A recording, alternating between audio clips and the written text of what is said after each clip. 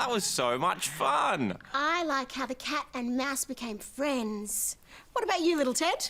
Definitely not too spooky, and it had cheese. I love cheese. You know what? I love cheese too. In fact, I think some stinky cheese would be the perfect ingredient for my ooey gooey potion. That story was told with shadow puppets, and I'm going to go find out how it all works. Come on. This is Jenny, the puppeteer from the story. Hi.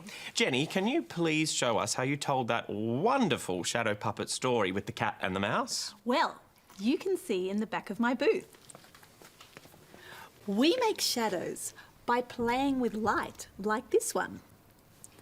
If the cat puppet is up on the screen, between the light and the screen, it makes a beautiful shadow. Can you see? Oh. Wow, that actually looks like a cat moving.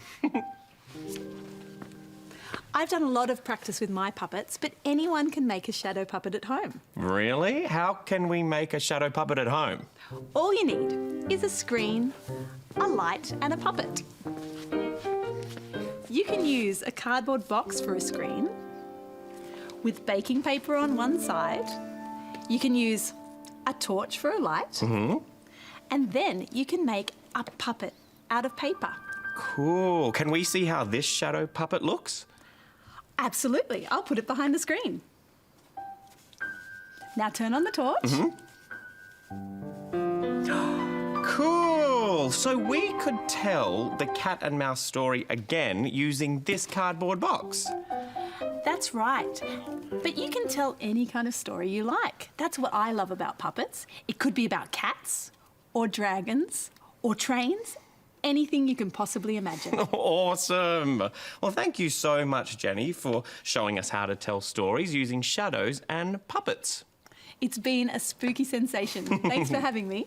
Would you like to make a shadow puppet? Or maybe you would like to pretend to be a cat? Wow, that was super fun. Thanks for watching our YouTube channel. Subscribe to ABC Kids for more Play School content. And head to ABC iView for full Play School episodes.